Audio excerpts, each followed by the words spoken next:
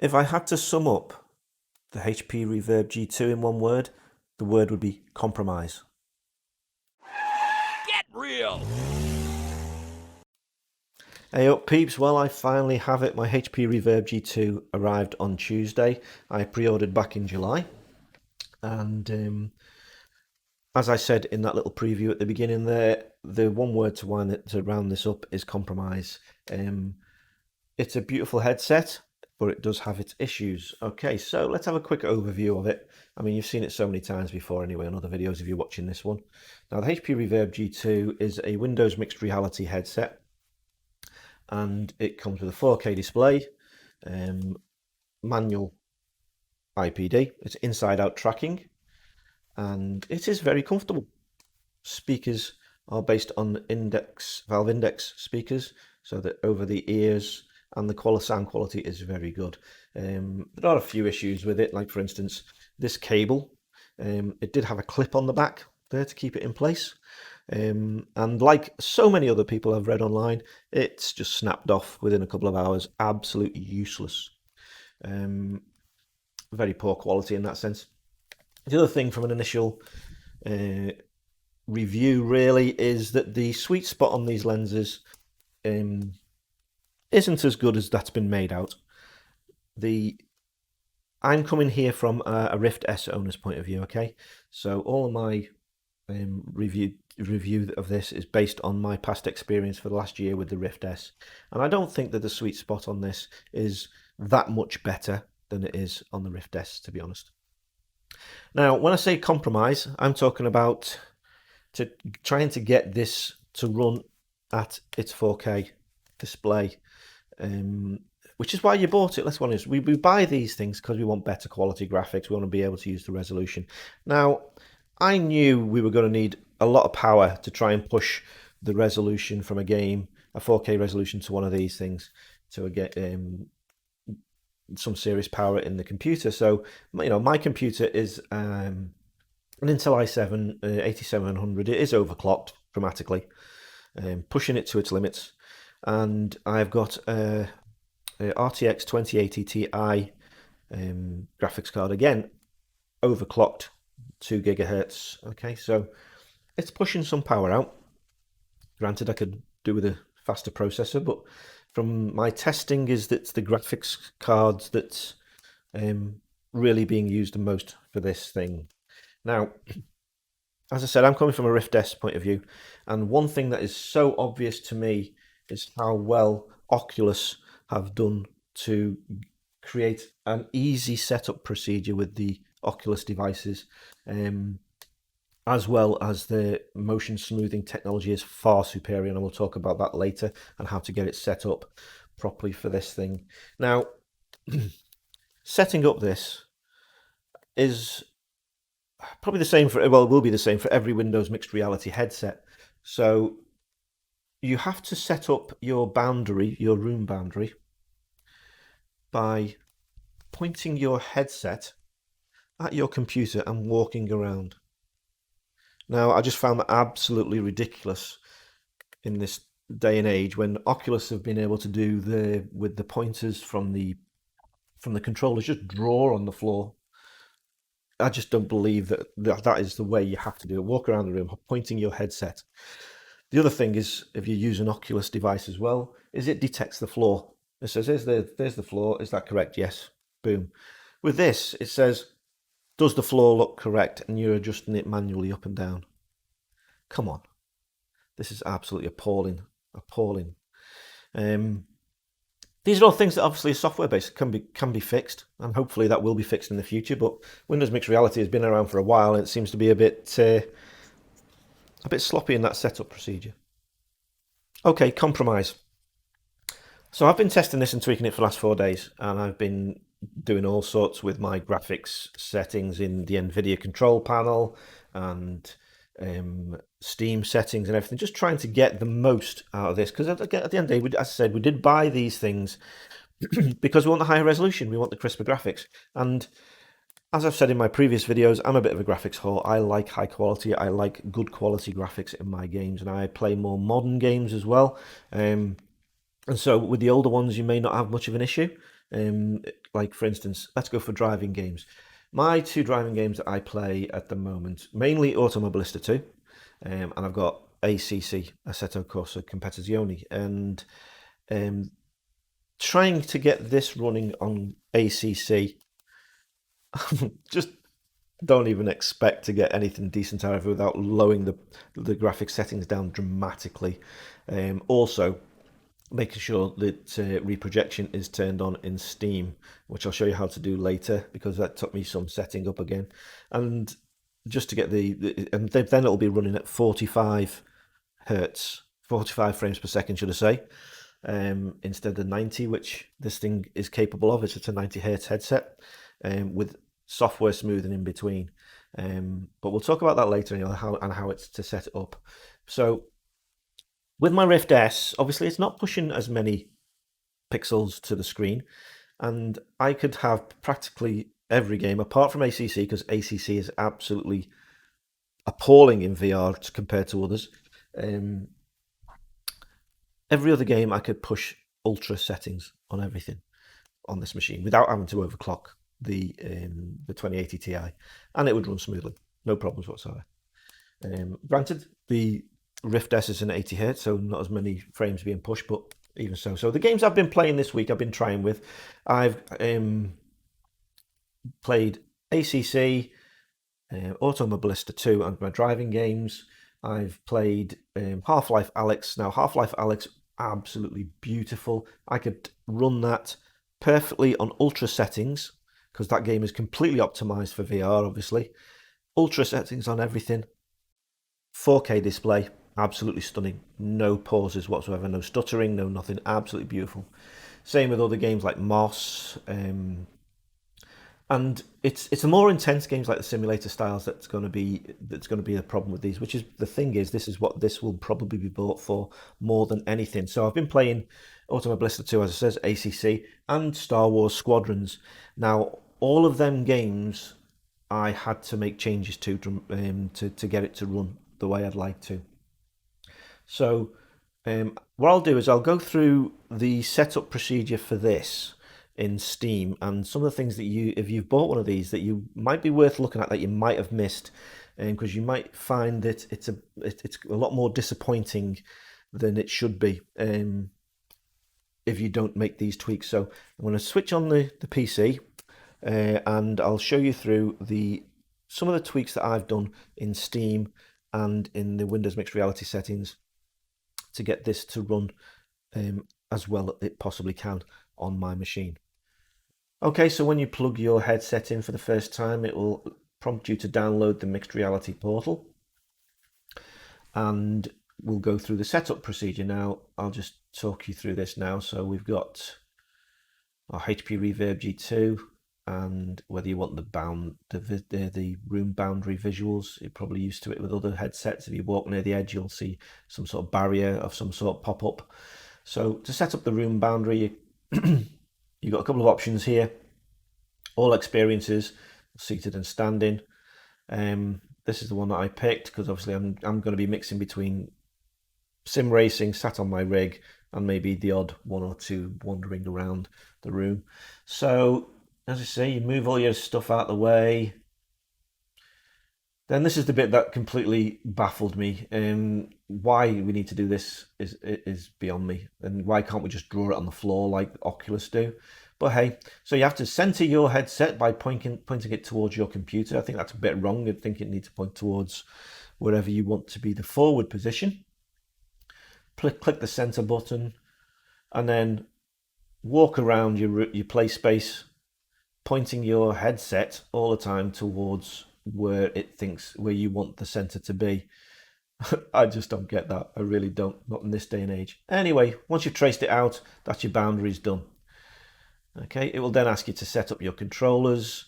Controllers are the same as any other controllers. I mean, there have been tracking issues reported as the inside-out tracking that's used in this headset. It actually looks for the lights that are on the controllers, very much like the way the PlayStation looks for Move controllers. So a bit of a step back technology-wise in that one. Hence the reason you have tracking problems if the cameras cannot see the controllers. Now, I've had a little play with Half-Life Alyx. I must admit, I didn't see much of a problem there, as long as you keep your hands in front of you. But I remember when the Rift S was first released, there was problems with tracking there, and that was soon fixed in software. So hopefully, Microsoft and HP will be able to sort things out software-wise. Okay, so that's the mixed reality portal bit done. Oh no, hold on, we've got one thing to do. Down here in the bottom corner, we've got to see more. And we've got a settings menu. So you click on that and it brings up the options for mixed reality. So for me, I went down to headset display there and we made sure that these were all set to the what I bought it for, the highest quality. So level of detail high, change the app window resolution to 1080p. By default it was 720.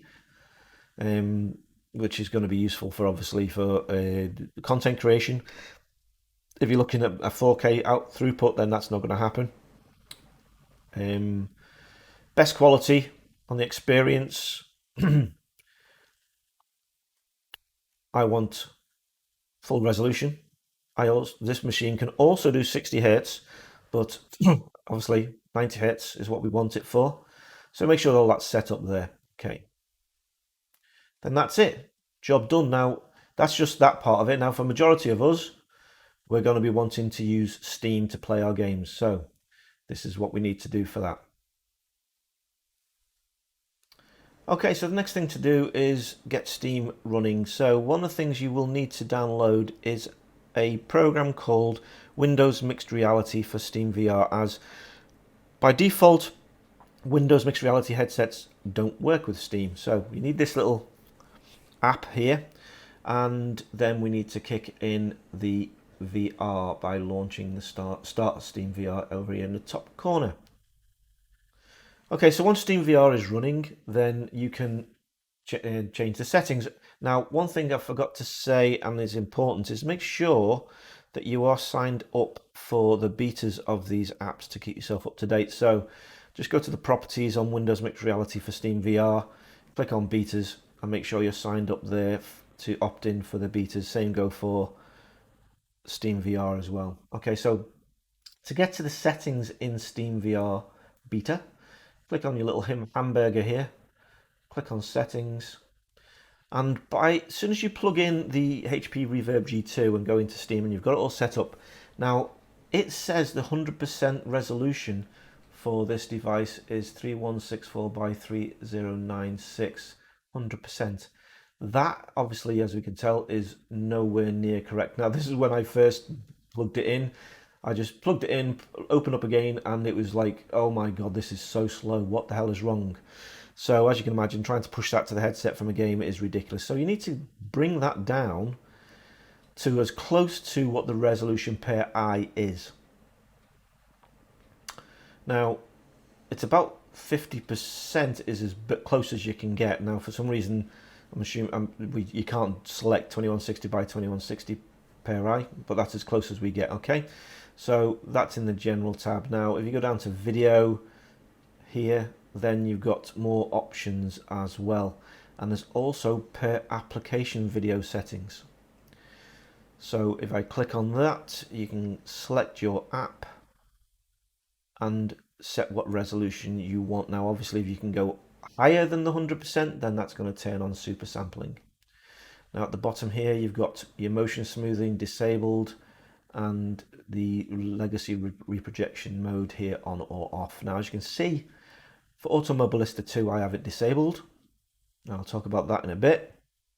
For Assetto Corsa, I have it enabled. And we'll talk about that in a bit. Now, even though this is a bit that seems to be confusing some people, I must admit I didn't find it straight away. There is another thing that you need to do to be able to enable reprojection in your games. So you need to be inside the headset for this bit. Okay, so I'm inside the Steam Home and here's our controller. So as you can see, you've got the LED lights on there. That's how the tracking works on this headset. It looks for these lights on the controller.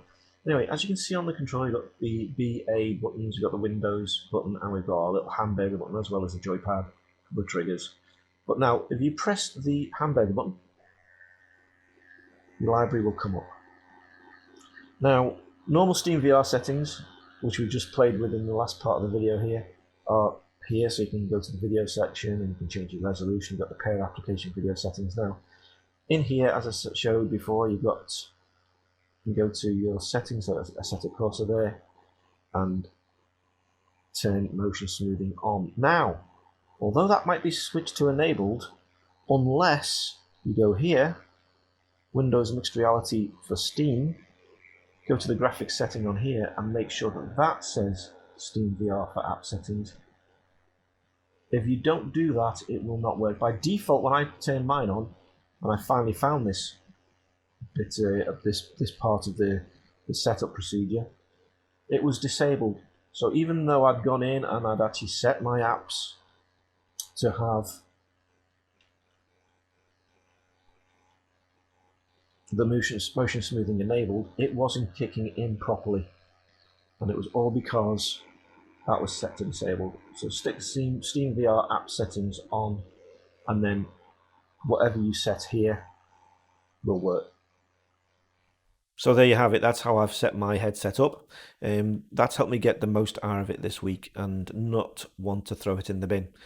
So the next stage was obviously setting up the games themselves. So each game will have to be looked at individually and change the settings accordingly. I'm so used to the Rift S, everything's sort of working fine, but that's because my machine's powerful enough to push the resolution that the Rift S uses. But also Oculus have done a brilliant job with their software. Their motion smoothing far superior than Steam's. You don't see any artifacts, whereas Steam's you do, especially in ACC. The motion smoothing is an important thing for some of these newer games. ACC is a perfect example.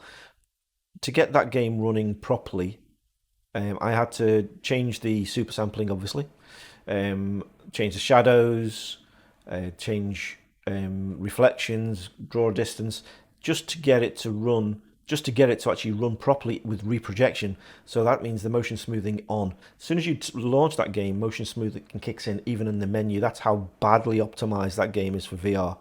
And I got it running, and it runs okay. And I've got it. I say motion smoothing is on, reprojection is on, so it's running at 45 frames per second. Using motion smoothing to bring it up to 90 for the headset. Now with Automobilista 2, that wasn't as harsh. I managed to get that working quite well in the end. Most of the settings on Ultra, and it's running at the full resolution.